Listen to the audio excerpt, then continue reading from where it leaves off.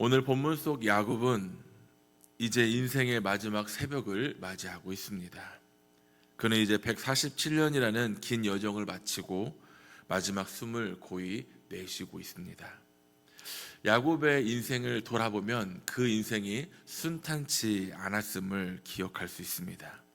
형 에서를 속였고 외삼촌 라반에게 속았고 또 사랑하는 라헬을 잃었으며 요셉이 죽었다고 생각하며 오랜 시간 동안 눈물로 지냈습니다.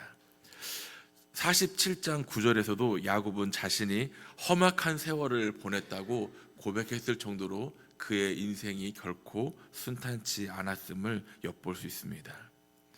그의 삶 속에는 상처와 후회가 많았습니다. 그런데 그가 죽음을 맞이하는 그 순간에는 놀랍게도 평안이 있었습니다. 그 발에 침상에 모으고 숨을 거두니라는 이 말씀 속에서 그가 고요히 잠자듯 두려움 없이 하나님께로 돌아갔다는 표현을 바라보며 그의 마지막이 평안했음을 살펴볼 수 있습니다. 이유는 그의 마지막이 하나님 안에 거했던 믿음이었기 때문이었음을 바라봅니다. 야곱의 마지막을 통해 하나님 안에 있는 사람이 어떠한 사람인지를 짧게나마 묵상하며 이 새벽을 보내고자 합니다. 야곱은 아들들을 불러 모읍니다. 그리고 한 사람 한 사람에게 축복의 말씀을 전합니다.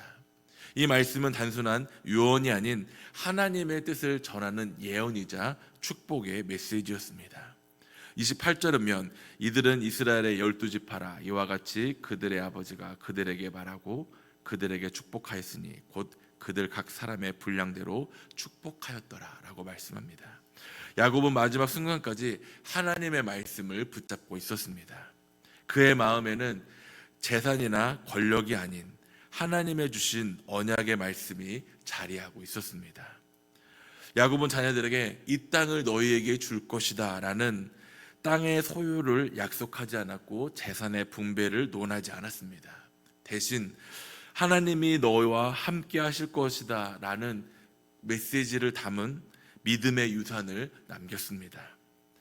세상은 자녀에게 더 많은 재산을 물려주는 것이 축복이라 말하지만 야곱은 달랐습니다. 각 지파의 미래 속에는 하나님과 동행하는 삶의 흔적이 새겨 있었습니다. 야곱의 믿음은 완전하지 않았습니다.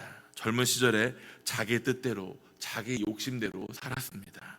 그러나 인생 끝에 다다랐을 때 그는 그 믿음을 깨우쳤습니다. 말씀 하나면 충분하다. 하나님 한 분이면 충분하다라는 믿음의 고백이었던 것입니다. 우리의 인생도 이와 같은 마무리가 있는 인생이 되기를 소망합니다. 하나님의 말씀을 붙잡는 사람, 그 말씀이 자녀에게, 그 다음 세대에게 흘러가는 사람, 그런 사람이야말로 진정한 복된 사람이 아닐까 생각해 봅니다. 야곱은 언약의 사람으로 죽음을 맞이했습니다. 29절에 보면 그가 그들에게 명하여 이르되 내가 내 조상들에게로 돌아가리니 나를 햇사람 에브론의 밭에 있는 굴에 우리 손주와 함께 장사하라 라고 말씀합니다.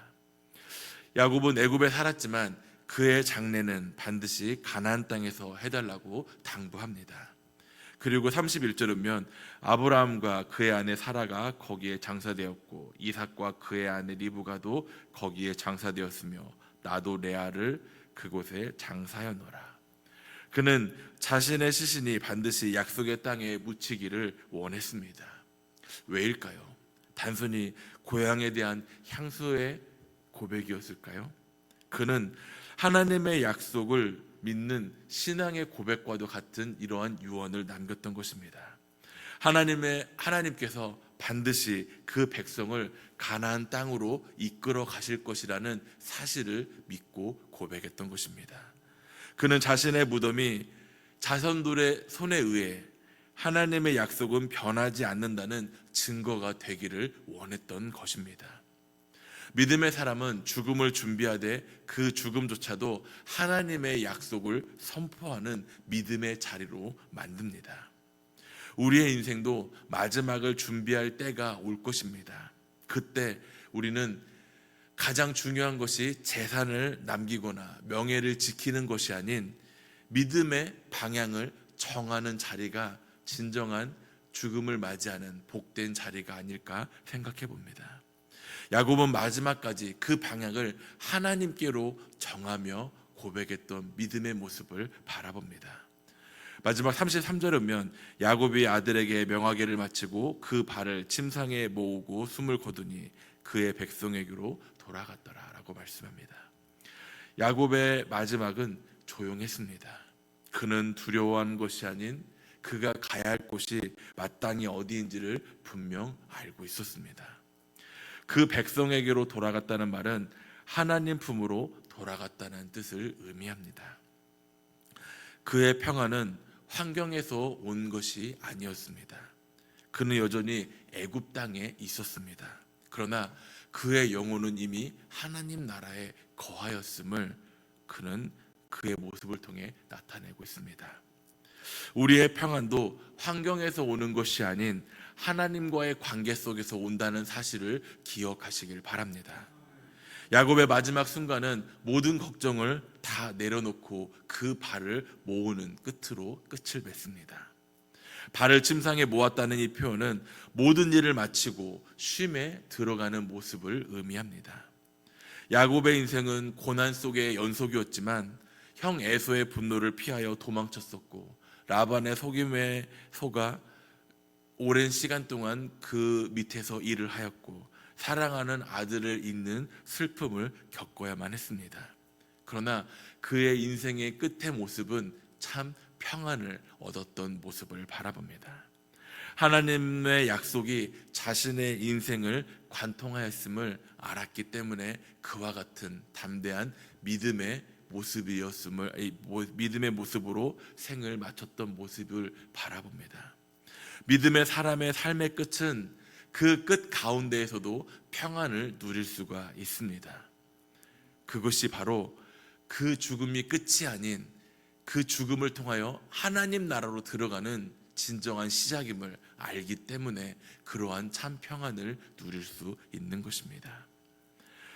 그의 평안은 하루아침에 만들어진 것이 아닌 그의 평생을 하나님께 매달렸을 때 실패 속에서도 하나님을 놓지 않았던 믿음의 모습을 가졌기 때문에 그 결과가 평안을 누렸던 삶으로 바뀌었던 것임을 바라볼 수 있습니다.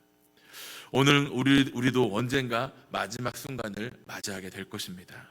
그럴 때 야곱처럼 주님 품 안에 조용히 발을 모으는 사람이 될 수 있도록 믿음으로 나아가시기를 간절히 소망합니다.